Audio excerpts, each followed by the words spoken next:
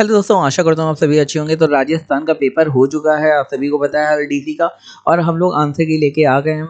तो सबसे पहले हम लोग इंग्लिश का पेपर देखते हैं, देन हिंदी का, देन जीके का, एक एक करके पूरा एक्सप्लेन कर दिया जाएगा पेपर। बिल्कुल चिंता ना करिए। आई होप आप सभी का पेपर अच्छा हुआ होगा, आप यहाँ से मैच कर सकते हैं आंसर की। तो सबसे पहला क्वेश्चन है, choose the correct passive form of the sentence. तो यहाँ पे पैसिव आपको चूज करना है। तो यहाँ पे लिखा है the president gave him a reward. President ने उसे रिवॉर्ड दिया। अब पैसिव वॉइस में एक चीज जो होती है बाई लगती है, यहाँ पे बाई तो लगा है तीन में। और दूसरी चीज क्या होती है वो हम लोगों को चेक करना। पहला है he was to be given a reward by the president. यहाँ पे he was to be given, जब यहाँ पे टी डबल ओ टू लगता है, टू माने होता है उसे भी मिलना चाहिए, लेकिन यहाँ पे लिखा है he was to be given. आगे देखते हैं, he was given a reward by the president. आगे he shall have be given a reward by president. अब हम लोग पैसे में बनाते हैं तो करते क्या है, यहाँ सपोज करो गेव लिखा, सेकंड फॉर्म है। ये सेंटेंस आप बताइए कमेंट सेक्शन में कौन सा है। ये सेंटेंस है पास्ट इंडेफिनिट या फिर सिंपल पास्ट का। अब इसे हम लोग जब कन्वर्ट करेंगे पैसिव में, तो ये किस में कन्वर्ट हो जाएगा, ये कन्वर्ट हो जाएगा पास्ट कॉन्टिन्यूअस टेंस में। तो इसमें आना चाहिए वॉज या वर। तो यहाँ पे वॉज या वर किस में आ रहा है, पहले और दूसरे में आ रहा है। तो इन दोनों में से एक सेंटेंस कोई सही होगा। तो देखते हैं, यहाँ पे लिखा है he was given a reward by the president. यहाँ पे he was to be given a reward by the president. तो यहाँ पे ये आपका रॉन्ग हो जाएगा और ये आपका राइट हो जाएगा। सिंपल सी बात है, यहाँ टी डबल ओ टू लिखा है जिसका मीनिंग ही कुछ और निकल रहा है, तो ये नहीं होगा। इसे सिंपल से बनाते हैं, कैसे बनाएंगे, ही वॉज गिवन, गिव का क्या हो जाएगा, गिवन पैसिव में बनाते हैं थर्ड फॉर्म में हो जाता है अ रिवॉर्ड बाई द प्रेसिडेंट। आगे देखते हैं, क्वेश्चन दिया change the following sentence into the direct speech. भाई इनडायरेक्ट में दिया गया, डायरेक्ट में चेंज करना है।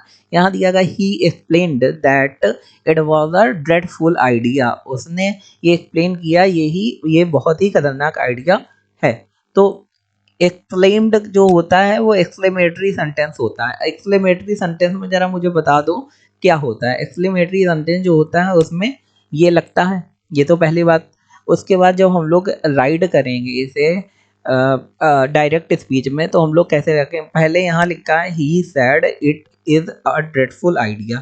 तो क्या ये होगा, या फिर he said this is a dreadful idea, या ये, या फिर he said what a dreadful idea, या फिर he said what a dreadful idea it is. तो यहाँ पे ये दोनों रॉन्ग हो जाएंगे। क्यों रॉन्ग होंगे, क्योंकि यहाँ पे जब एक्सक्लेम्ड लिखा है तो पहले ही पता चल गया कि एक्सक्लेमेटरी सेंटेंस है। तो यहाँ पे क्या हो सकता है इसका,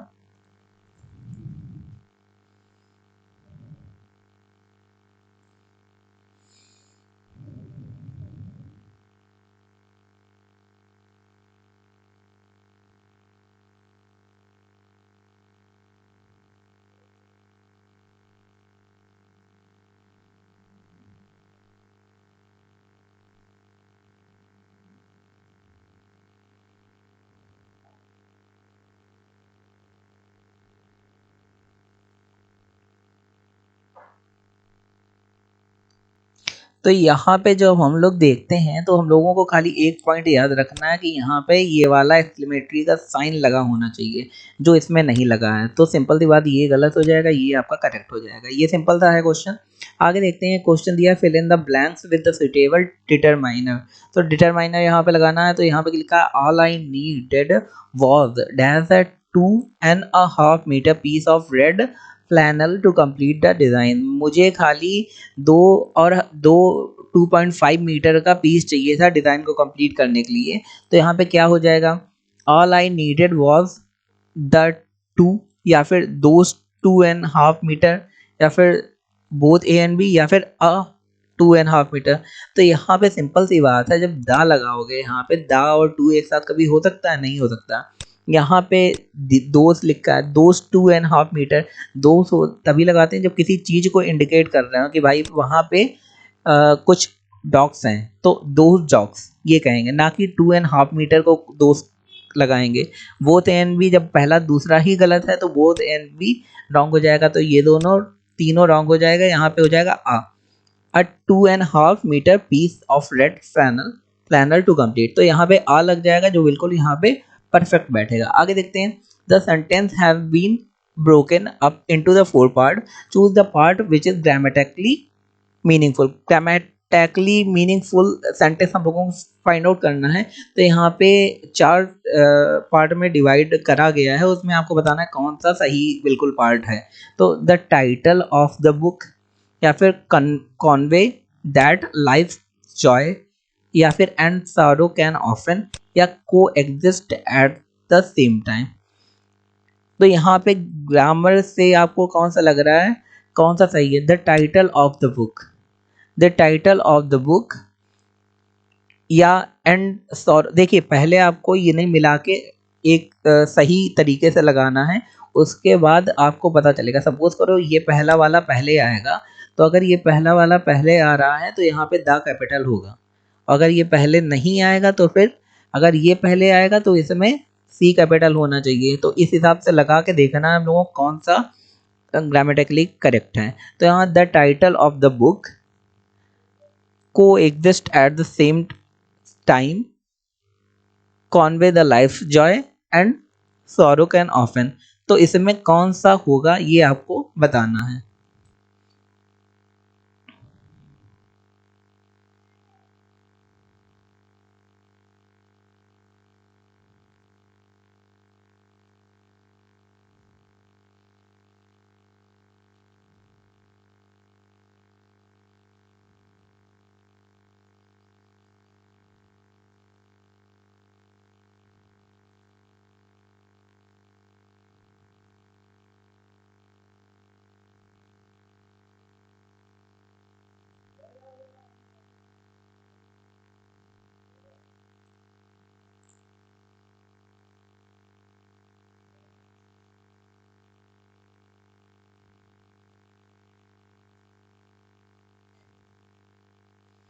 The title of the book,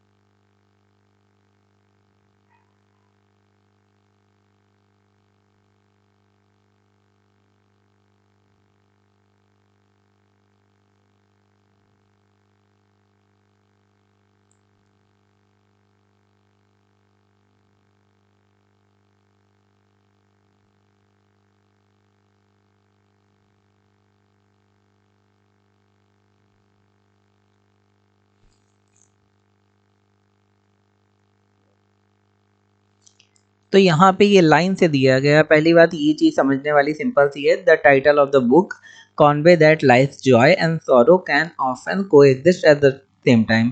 तो बुक का टाइटल कहता है कि, बताता है कि लाइफ का जॉय एंजॉयमेंट और जो गम है वो एक समय एक साथ ही किसी इंसान में रह सकते हैं। तो यहाँ पे गलत कौन सा है वो बताना है। तो सिंपल सी बात है, can choose the part which is grammatically and meaningfully wrong. हाँ रॉन्ग वाला बताना। देखो the title of the book ये तो ठीक है, को एग्जिस्ट एट सेम टाइम ये भी सही है, and sorrows can often and Conway that life Joy. तो यहाँ पे जो है वो ये वाला रॉन्ग हो जाएगा आपका। इसका रीज़न आप देख लीजिए कि सॉरो एंड जॉयस, तो जॉयस के लिए जॉयस लगा सकते हैं, लेकिन सॉरो के लिए सॉरोस नहीं लगा सकते हैं। कि कई सारे गम नहीं होते, गम एक ही होता है। तो यहाँ पे ये मिस्टेक यहाँ पे इन्होंने करी है। आगे देखते हैं, choose the correct option for the underline sentence. तो may I accompany with you to the airport. तो यहाँ पे क्या होगा, करेक्ट वाला चूज करना। तो मे आई अकम्पनी यू, यहाँ पे अकम्पनी विथ यू लिखा। अकम्पनी विथ यू माने क्या मैं आपके साथ एयरपोर्ट तक आ सकता हूँ या आ सकती हूँ। तो यहाँ पे नो इम्प्रूवमेंट होगा या अकम्पनी विथ अकम्पनी यू होगा या अकम्पनी यू विथ का होगा या अकम्पनी। तो यहाँ may I accompany you to airport, तो ये भी सही हो जाएगा। मे आई अकम्पनी यू, देखो अकम्पनी खाली करोगे may I accompany to the airport तो ये रॉन्ग हो जाएगा। May accompany you with to the airport, ये तो कोई सेंटेंस बन नहीं रहा। नो इम्प्रूवमेंट, कुछ तो इम्प्रूवमेंट होना चाहिए। मे आई कंपनी विथ यू, कुछ नहीं होता। विथ यू क्यों लगाएंगे जब हम लोग अकम्पनी यू डायरेक्ट लिख सकते हैं। तो यहाँ पे होगा, ये करेक्ट होगा हमारा फर्स्ट नंबर वाला, may I accompany you to the airport. आगे देखते हैं, choose the prefix that meaningfully complete the sentences. तो यहाँ पे दिया है surprisingly much of my assignment remained dash finished by the end of the week. अब फिनिश माने कंप्लीट हो जाना, और फिनिश का क्या होता है, डिसफिनिश्ड होता है या फिर मिसफिनिश्ड होता है या अनफिनिश्ड होता है या फिर डिफिनिश्ड होता है। सिंपल सी बात है, अगर आप कोई चीज़ फिनिश नहीं कर पाए तो क्या होता है यहाँ पे डिसफिनिश। जो भी अगर आपको जो भी आप लगा के आए वो आप कमेंट सेक्शन में दीजिए, मैं आपको आंसर यहाँ पे बता दूंगा। तो यहाँ पे क्या होगा, डिसफिनिश्ड या फिर मिसफिनिश्ड या फिर अनफिनिश्ड या फिर डिफिनिश्ड।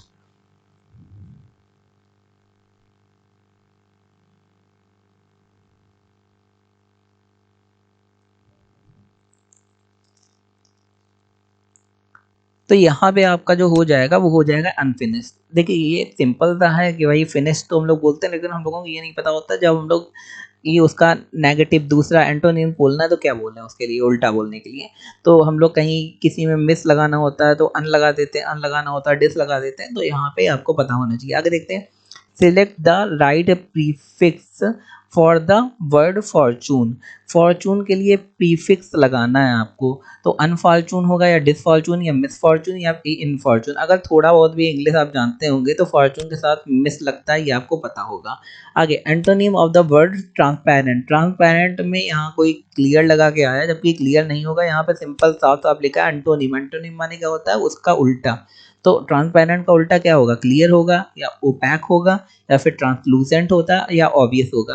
क्लियर माने साफ होता है तो ये नहीं होगा क्योंकि एंटोनिम माने उल्टा होता है। ट्रांसलूसेंट माने क्या होगा, जो या तो ना ज़्यादा साफ है ना ज़्यादा क्लियर है, ना ज़्यादा वैसा ओपैक है। तो इसका जो उल्टा होगा वो होगा ओपैक। तो आपको ये चीज़ ध्यान रखनी है। आगे देखते हैं, the sentence has been broken up into 4 part, ये कहा गया है। और आपसे पूछा गया है कि choose the part which is grammatically and meaningfully wrong. तो यहाँ पे सेंटेंस वैसे ही है question, in the modern increasing commercial city many of the old ways are gradually being discarded। तो यहाँ पे कहाँ से हम लोग स्टार्ट करेंगे, इन से स्टार्ट करेंगे। In the modern increasing commercial city, okay यहाँ पे लिखा है in the modern increasing commercial city many of old ways are gradually being discarded. तो जो नई मॉडर्न सिटीज़ में क्या हो रहा है, जो पुराने तरीके हैं उन्हें हटा दिया जा रहा है, उन्हें माना नहीं जा रहा है। तो यहाँ पे मीनिंगफुली रॉन्ग, ग्रामेटिकली रॉन्ग कौन सा हो रहा है भाई, यहाँ पे आप देख रहे हैं इन the modern increasingly is increasing commercial city.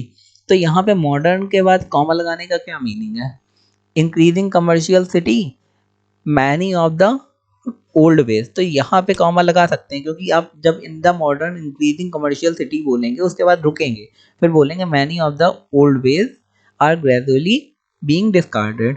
तो यहाँ पे कॉमा लगाने का कोई नीड नहीं, तो यही आपका रॉन्ग हो जाएगा। तो वन में आप लगा के आए तो वो आपका सही है। आगे चेंज इनटू इंटेरोगेटिव, भाई एक सेंटेंस दिया है उसका इंटेरोगेटिव चेंज करना बिल्कुल सिंपल सा है। It is no good to help a mean man, एक घटिया आदमी की मदद करना अच्छी बात नहीं है। तो यहाँ पे इज को उठा के इधर ले जाएंगे, सिंपल सी बात है। तो इज इट नॉट, बट अच्छा इसका जब आप चेंज करेंगे तो यहाँ पे इट इज़ नो गुड है तो इसमें भी आपको चेंज करना पड़ेगा। तो पहला क्या है, it is good to help a man, तो ये नेगेटिव इंटेरोगेटिव बनाना है। तो यहाँ पे इज जब पहले आएगा तभी इंटेरोगेटिव होगा, तो इसने तो पहले ही गलत कर दिया। Is it not good to help the good, तो ये भी कोई मतलब नहीं, गुड दो बार आया है। आगे, is it not bad to not help the mean, तो इसका भी कोई मीनिंग नहीं निकल रहा। It is any good to help a mean, तो ये वाला हमारा सही हो जाएगा, ये रॉन्ग निकल जाएगा थर्ड वाला, क्योंकि इसका कोई मीनिंग नहीं निकल रहा। It is not bad to not help, दो बार नॉट नहीं लग सकता। यहाँ पे दिया it is any good to help a mean man, क्या ये किसी तरीके से लाभप्रद है किसी घटिया मीन आदमी की मदद करना, तो ये और ये दोनों ही सेम मीनिंग निकाल रहे हैं। बस इंटेरोगेटिव चेंज कर दिया। आगे क्वेश्चन दिया है, fill in the blank with the correct option. Members have already sent their subscription, तो क्या होगा यहाँ पे, सब मेंबर्स होगा या एनी मेंबर, लिटिल मेंबर या होल मेंबर? सिंपल सी बात है, सब मेंबर्स होगा यहाँ पे। एनी कोई भी, लेकिन यहाँ मेंबर के लिए एनी नहीं होते हैं, वो एनी यूज कर सकते हैं किसी प्रोडक्ट के लिए। सपोज कई सारे साबुन रखे हैं तो उसमें आप बोल सकते हैं कि any soap, you can choose any soap. Any members के लिए नहीं है। लिटिल कोई चीज के लिए, लाइक बड़ा केक का पीस है तो आप कह सकते हैं लिटिल, आपको चाहिए। तो या होल माने पूरे के लिए, तो होल भी किसी चीज के लिए यूज करते हैं। जब इंसान की बात होती है तो सम मेंबर्स, यहाँ मेंबर की बात करी तो जाहिर सी बात इंसान की बात हो रही है तो वहां सम लगाएंगे। आगे दिया है, fill in the blanks with the correct form of the word. We dash are there for 10 years, तो we will have been lived, या फिर we live there for 10 year, we living, या फिर वी लिव्ड। तो यहाँ पे ING नहीं लग सकता, क्यों नहीं लग सकता, क्योंकि बी के साथ आर नहीं दिया है। आगे, we live there for 10 years, यहाँ पे टाइम फ्रेम भी दिया है, ये ध्यान रखना। या we will have been lived there for 10 years, या we lived there for 10 years, तो यहाँ पे ये वाला भी नहीं लगेगा, क्योंकि इसमें बताया जा रहा है कि हम लोग वहाँ पे 10 साल तक रहे। तो यहाँ पे लिव तो प्रेजेंट टेंस को इंडिकेट कर रहा है। यहाँ पे we will have been lived, तो ये भी नहीं होगा, क्योंकि विल हैव बीन सही है लेकिन लिव्ड नहीं होगा, फिर यहाँ पे लिविंग यहाँ पे होगा, होना चाहिए। तो यहाँ पे सबसे करेक्ट है लिव्ड, जो पास्ट टेंस को इंडिकेट कर रहा है। तो यहाँ पे we lived there for 10 years, हम वहाँ 10 साल तक रहे। अगर देखते हैं, choose the word with the incorrect prefix able, तो यहाँ पे सबसे सही कौन सा होगा, लवेबल होगा या मूवेबल होगा या फिर ऑनरेबल होगा या फिर विक्टोरिएबल होगा। तो यहाँ पे जो करेक्ट प्रीफिक्स है आपको चूज करना है इसके लिए। तो लवेबल वर्ड सुना होगा, मूवेबल वर्ड सुना होगा आपने, और ऑनरेबल वर्ड सुना होगा, जैसे ऑनरेबल प्राइम मिनिस्टर, या फिर विक्टोरिएबल वर्ड सुना होगा। तो यहाँ पे क्या है, यहाँ पे जो ऑनरेबल होगा वो करेक्ट हो जाएगा आपका। आगे देखते हैं, choose the correct option the italicised word. यहाँ पे इटैलिसाइज मतलब है जो थोड़ा टेढ़ा वर्ड हो, तो उसे इटैलिसाइज कहते हैं। तो who was it written by, तो यहाँ पे who was it written by, ये किसके द्वारा लिखा गया है, तो यहाँ पे हु माने कौन, तो कौन जब किसी इंसान के लिए बोलते हैं तो जल्दी यहाँ पे, यहाँ जो हु लगेगा वो नहीं लगना चाहिए। यहाँ पे करेक्ट मीनिंग आपको चूज करना है। तो what was is written by, what तो नहीं होगा, व्हाट माने क्या होगा, whom, whose was it written by, या फिर which was it written by। तो यहाँ पे क्या होगा, यहाँ पे होना चाहिए by whom was it written by, ये किसके द्वारा लिखा गया है। तो यहाँ पे ए बी नंबर वाला सही हो जाएगा। यहाँ पे बाई जरूर नहीं लगा, लेकिन हुम यहाँ पे जो है जो इंसानों के लिए यूज करा जाता है। The antonyms of the word industrious, industrious माने इंडस्ट्रियलाइज कर देना, इंडस्ट्रियल माने कोई इंडस्ट्री वाला एरिया, ऐसे तो नहीं, इंडस्ट्रियल एरिया है जो हम लोग कहते हैं। तो यहाँ पे क्या होगा, इंडोलेंट होगा, हैप्पी होगा, स्लेवरी होगा, या इम्पोलाइट होगा।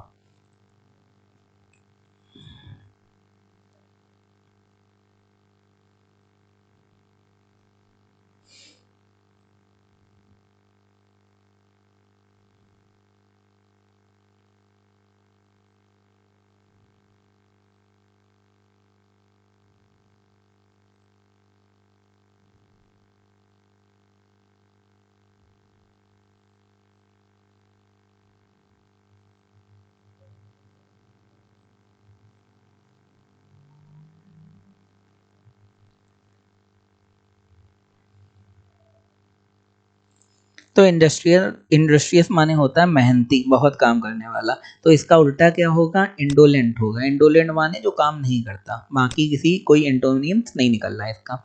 आगे देखते हैं, change the following negative sentence into an affirmative sentence. Affirmative sentence क्या होता है, जो सिंपल सेंटेंस होते हैं। यहाँ पे नेगेटिव दिया गया, जैसे I am not an as intelligent as you, मैं तुम्हारे जितना इंटेलिजेंट नहीं हूँ। तो इसे सिंपल अफर्मेटिव में चूज कर कन्वर्ट करना है। तो यहाँ पे कौन सा होगा, no one is more intelligent than you, ये होगा। या फिर you are more intelligent than me, ये होगा।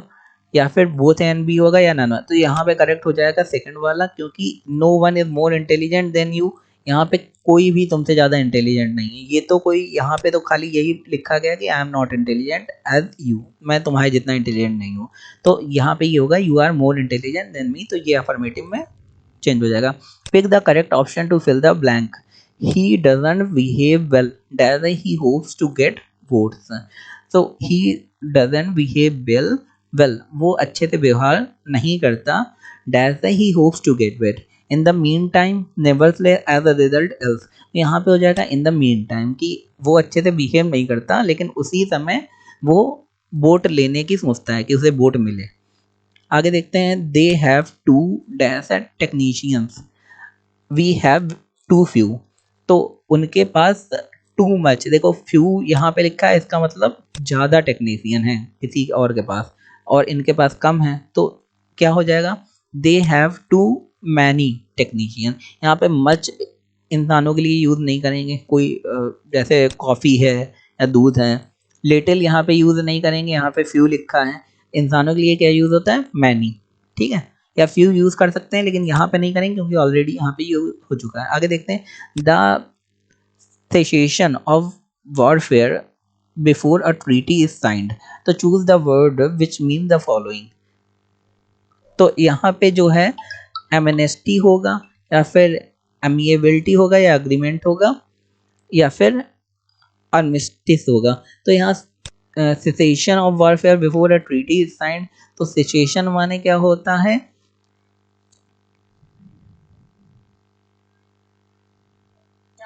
हार।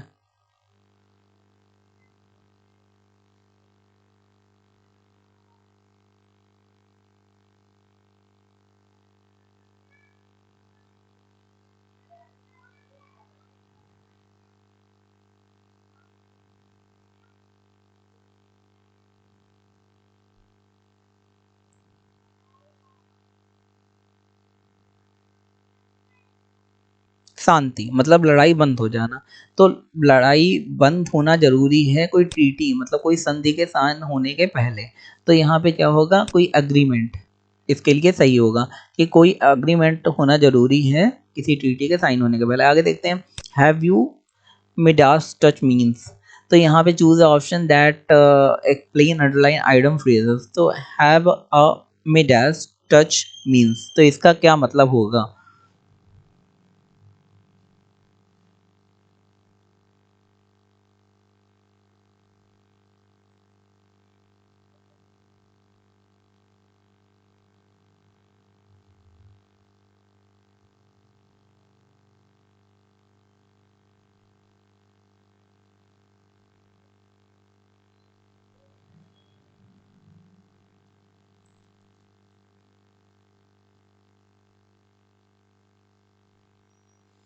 जो इसका मीनिंग होगा, ability to succeed in everything, हर चीज में सक्सेस हो जाना।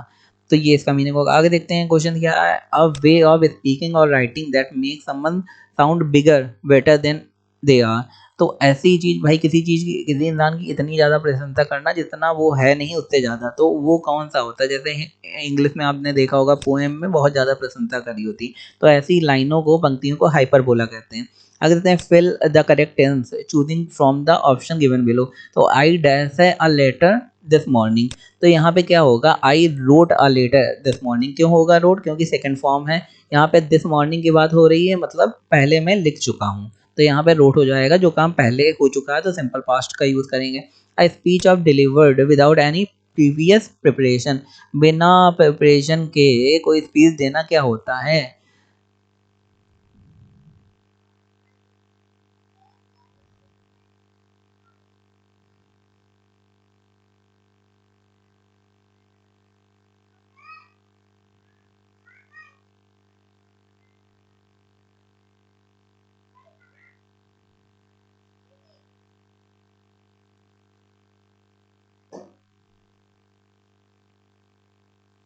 तो उसे डिप्लोमेसी कहते हैं या सिनिक कहते हैं, एक्सटेम्पोर कहते हैं या वर्सेटाइल कहते हैं। तो इसका सही आंसर हो जाएगा एक्सटेम्पोर, मीन्स बिना प्रिपरेशन के बोलना। आगे, the pandemic has made everyone suspect that they are a bit under the weather at all time. तो यहाँ पे क्या करना है, आइटम को यहाँ पे करना है choose option that best explain the underline. तो a bit under the weather at all times. तो यहाँ पे पहले आपको यहाँ पे मीनिंग समझना है कि the pandemic has made everyone suspect that they are a bit under the weather at all the time. Pandemic ने सबको बता दिया कि वो हर टाइम, हर समय लोगों को ये महसूस करवा दिया कि वो हर समय किसी ना किसी मुसीबत के नीचे हैं, कहीं प्रॉब्लम किसी भी समय आ सकती। तो यहाँ पे इससे सही से एक्सप्लेन करिए, out of the work, distressed and depressed, या फीलिंग सिक और अनहेल्दी, या ओपन टू इन्फेक्शन। तो यहाँ पे ओपन टू इन्फेक्शन इसका सही मीनिंग होगा, क्योंकि यहाँ पे पैंडेमिक की बात करी गई है और उसका मतलब इन्फेक्शन, मतलब कौन सी तरह की प्रॉब्लम, मतलब इन्फेक्शन होने की प्रॉब्लम। आगे, there was a regular dash between the merchant and the labourers. तो there was a regular, daily होता था मर्चेंट और लेबरर के बीच में फाइट होती थी, बैटल होता था, वॉर होता था, या फिर नन होता है। तो यहाँ फाइट हो जाएगी, क्योंकि बैटल और वॉर कोई बड़े स्केल में होता है तब कहते हैं। हम मर्चेंट और लेबर जब छोटी कंपनी में करेंगे तो उसे फाइट ही बोलेंगे। तो आगे देखते हैं, choose the antonym of the word eulogistic, okay, from the given option. तो इसका मीनिंग क्या होगा?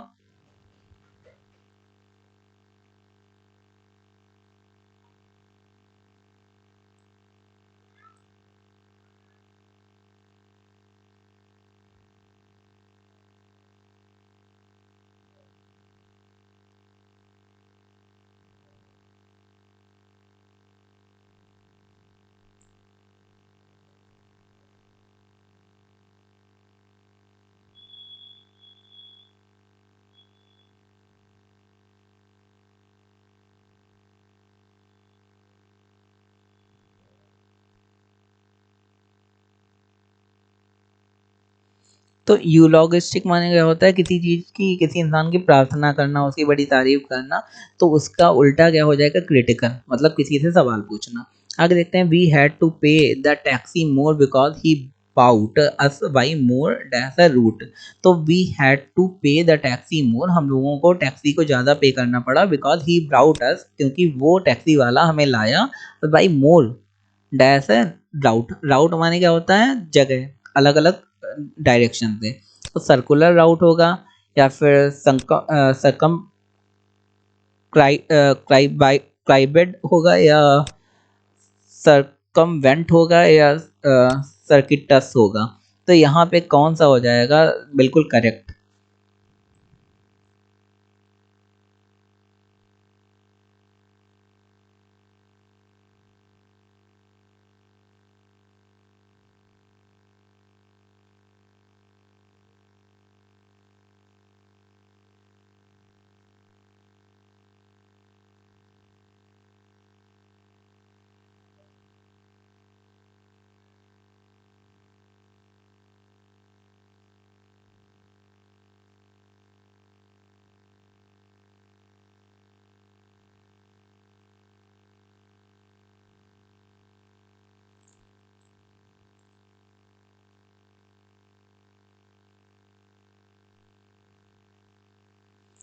तो यहाँ पे हो जाएगा सर्कुटस आपका, कि वो बहुत चक्करदार घुमावदार रास्ते से हम लोगों को लाया। आगे देखते हैं, spring dash come again.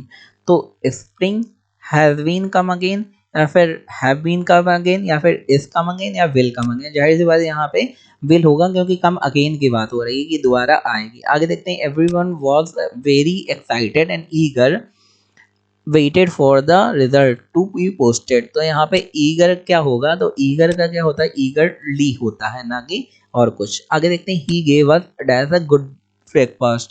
He gave us a good breakfast, या एन होगा या द। तो यहाँ पे ब्रेकफास्ट की जब बात होगी तो आ लगाएंगे हम लोग। आगे देखते हैं, temperature tomorrow dash a much the same as today. तो टेम्परेचर टुमारो विल, या रिमेन्ड, या विल हैव बीन, या फिर विल बी। तो temperature tomorrow will be much the same as today, या फिर टेम्परेचर टुमारो, यहाँ पे बिल तो पहली बात लगेगा यहाँ पे, विल मच, तो यहाँ पे अकेला विल नहीं लगेगा, तो temperature tomorrow will have been much the same as today, या फिर विल भी होगा, तो यहाँ पे करेक्ट जो है वो विल भी होगा कि रह रहा होगा, यहाँ पे फ्यूचर कॉन्टिन्यूअस लगेगा। Choose the correct passive of the following sentence from the given option, तो I can see the force of your argument, तो यहाँ पे करेक्ट पैसिव आपको चूज करना है, तो the forced argument I could see, तो ये होगा, या फिर the argument was forced to be seen, या फिर the force of the argument on can seen, आगे the force of your argument can be seen, तो यहाँ पे ये क्या होगा, I can see the force of your argument, तो सिंपल सी बात है, the force of your argument can be seen होगा, या फिर the forced argument I could see, ये तो गलत हो गया, the argument was forced to be seen, तो यहाँ पे क्योंकि कैन लगा है तो यहाँ पे कैन ही आएगा, तो कैन के साथ हम लोग बी और लगा सकते हैं, जब हम लोग पैसिव को चेंज करते हैं तो कैन के साथ बी लगाते हैं, तो सबसे सही हम लोगों का जो है मीनिंग जो निकल रहा है वो फोर्थ है। आगे choose the correct indirect form of the following direct speech sentence, तो listen to me said mother, तो यहाँ पे आप देख सकते हैं एक्सक्लेमेटरी मार्क्स है, तो मदर ने कहा कि मुझे सुनो, तो यहाँ पे क्या होगा, mother told me to listen, या mother told me to listen to her, या फिर mother asked me to listen, या mother asked me to me to listen, तो भाई एक्सक्लेमेटरी मार्क्स है तो इसका मतलब मदर कुछ बता रही है, पूछ नहीं रही है, तो मदर टोल्ड मी, तो जैसे ही सैड मदर होगा तो mother told me to listen to her, या फिर होगा mother told me to listen to her, तो यहाँ पे ये वाला करेक्ट हो जाएगा, टू हर मतलब उन्हें सुनो। आगे देखते हैं, a thing that is fit to be eaten, तो यहाँ पे सिंपल सी बात है, जो चीज़ खाई जा सकती है उसे क्या कहते हैं, एडिबल मतलब खाने योग्य। आगे cattle dash are driven all over the field, तो कैटल यहाँ पे कैटल इज या कैटल आर होगा या वॉज हैज बीन, तो कैटल आर होगा, तो कैटल जो है वो ऑलरेडी अपने में ही प्लूरल है, कैटल एक नहीं होती, कैटल तो भीड़ में होती है, वैसे गाय हो गई भेड़ हो गई, तो कैटल आर होगा।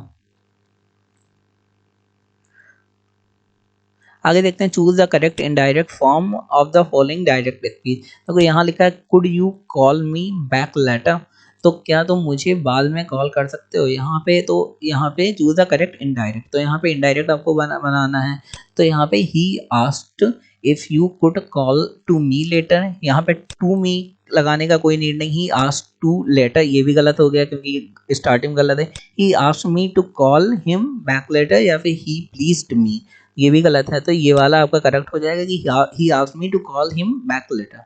तो आगे देखते हैं, change the following sentence into passive, तो गिव द ऑर्डर, तो let the order out, let you give the order, let the order be given, या फिर the order was to be given, तो गिव द ऑर्डर का क्या होगा, let the order be given, उन्हें order देने दो।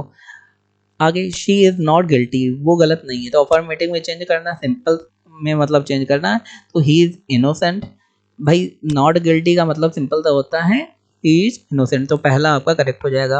आगे क्या है, pick the correct option which transform the following interrogative sentence to assertive, interrogative को असर्टिव में करना है, सिंपल सेंटेंस में करना है, मतलब can you touch the sky, तो यहाँ पे no one can touch the sky ये होगा, या फिर the sky can not be touched, या फिर you can not touch the sky, या फिर no none of the above, तो यहाँ पे जो होगा, यहाँ पे पूछा गया can you touch the sky, तो यहाँ पे क्या होगा, असर्टिव में चेंज करना, तो यहाँ पे सिंपल होना चाहिए sentence, no one can touch the sky, तो ये करेक्ट आपका हो जाएगा।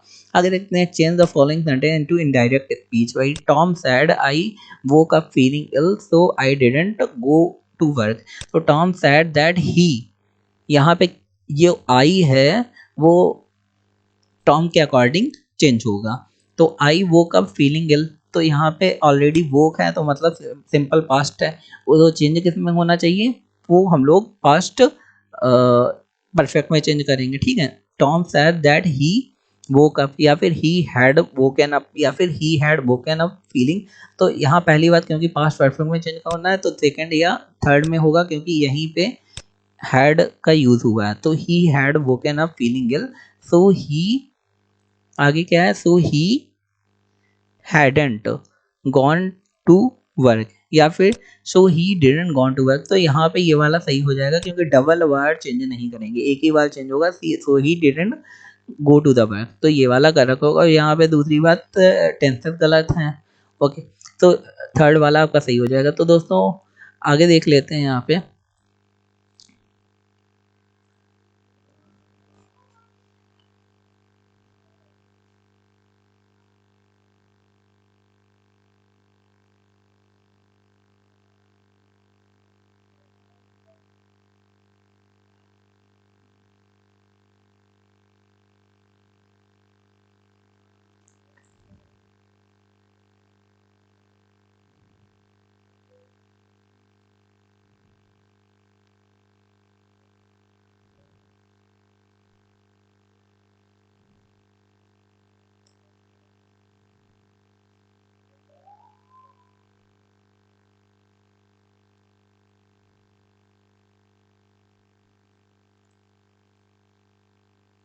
तो यहाँ पे डेप्लो रेवल माने क्या होता है, खेदजनक। तो इसका क्या हो जाएगा, जो एडमायरेबल है मतलब प्रशंसाजनक, ये सही हो जाएगा आपका। एंटोनिम चूज करना, चूज द करेक्ट एंटोनिम। यहाँ पे फ्रिक्वेंट माने बहुत बार बार, किसी चीज का बार बार होना, तो इसका एंटोनिम क्या हो जाएगा, ओकेजनली माने कभी कभी होना, बार बार का हो जाएगा। Choose the option that is one word substitute for the given phrase, a nation or person engaged in war or conflict as recognized by international law।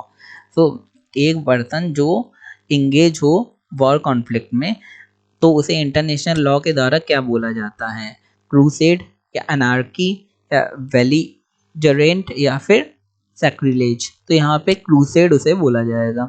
आगे देखते हैं, pick the correct option to fill the blank. I couldn't sleep dash very tired, I couldn't sleep although I was very tired, या फिर in spite of being, या फिर despite of being. तो यहाँ पे क्या होगा भाई, यहाँ पे पहला दूसरा दोनों एक साथ दिए हैं, तो दोनों एक साथ तो हो ही नहीं सकते, ये वैसे भी रॉन्ग हो रहे हैं। तो despite of being very tired, तो यहाँ पे वही करेक्ट हो जाएगा।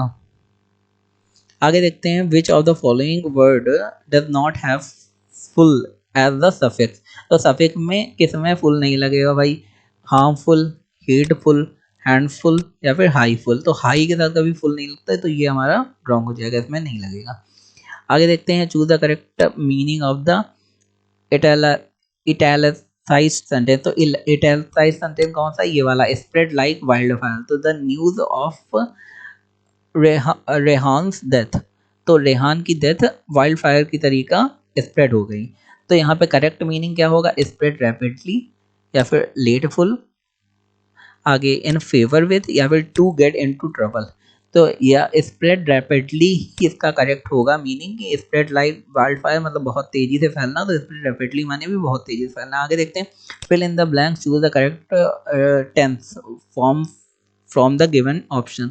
तो if he dash was are we to do, तो इफ ही केम्ड हो जाएगा या कम्स हो जाएगा, हैड के कम हो जाएगा या फिर was to come. What are we to do, अगर वो आ गया, इफ ही, यहाँ या तो इफ ही केम होगा what are we to do, या फिर अगर वो आ गया मीन्स फ्यूचर में आएगा, जाहिर सी बात है। इफ ही कम्स, अगर वो आया तो what are we to do, हम लोग फिर क्या करेंगे। तो यहाँ पे कम्ड तो कुछ होता नहीं, हैड मतलब पास्ट की बात है और वॉज मतलब पास्ट की बात है, तो फ्यूचर की बात है। तो अगर वो आया तो हम लोग क्या करेंगे। आगे देखते हैं, choose the correct active transformation of the given passive. भाई पैसिव दिया, if the food have had not been overcooked there would not have been any complaint। अगर फूड जो है ज़्यादा पका हुआ ना होता तो कोई कंप्लेंट भी ना होती। तो यहाँ पे क्या करना है, एक्टिव में कन्वर्ट करना है। तो I would not have complained if the food had not been over cooked, या फिर I would not have complained if the food was not over cooked. यहाँ पे और क्या है, देखिए सबसे पहले यहाँ पे वुड लगा है, तो सिंपल सी बात है, यहाँ पे बहुत होना चाहिए। तो there would be no complaint for over cooking the food, तो कोई कंप्लेंट नहीं होगी कुक को ओवर कुक करने के लिए, फूड को ओवर कुक करने के लिए। तो रॉन्ग हो गया, ये भी रॉन्ग हो गया। The complaint was about overcooked food if done by me, तो ये वाला हमारा करेक्ट हो जाएगा, कि अगर ओवर कुक्ड फूड नहीं होता तो कोई कंप्लेंट भी नहीं होती। तो यहाँ पे वॉज का वुड हो जाएगा। आगे देखते हैं, क्वेश्चन दिया है, choose the correct indirect form of the sentence. तो she shared I have written a story, तो इनडायरेक्ट फॉर्म हम लोगों को करेक्ट वाली चूज करनी है। तो शी शेयर्ड, आगे क्या होगा, शी सैड के साथ क्या हो सकता है, she said that she had written a story, ठीक है ये तो करेक्ट है। आगे देखते हैं she told of writing a story, ये तो बन ही नहीं रहा है। She a story written by her, तो ये पैसिव नहीं बनाना है, indirect direct. She informed us of writing a story, ये भी करेक्ट है। तो यहाँ पे क्या हो जाएगा, यहाँ पे ये वाला करेक्ट हो जाएगा, जो बिल्कुल करेक्ट निकल रहा है ये वाला नहीं होगा। आगे देखते हैं it was he who put a spoke in my wheel in the execution of my design, तो मेरी डिज़ाइन बनाने में उसने एक कील ठोकी। जैसे नहीं कहते हैं हम लोग लास्ट काम पूरा ही कंप्लीट होना है, और एक कील ठोक दो तो पूरा कंप्लीट हो जाएगा।